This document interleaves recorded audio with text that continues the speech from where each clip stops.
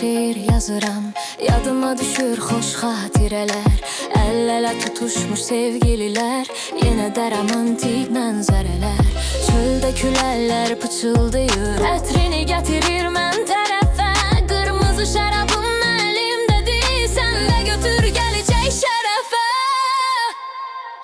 Axtarıram səni, axtarıram, hanı bizim eşqimizi isidən ev. Yalvarıram sənə, yalvarıram, sev məni, dön geri gəl yenə sev. Axtarıram səni, axtarıram, hanı bizim eşqimizi isidən ev. Yalvarıram sənə, yalvarıram, sev məni, dön geri gəl yenə sev.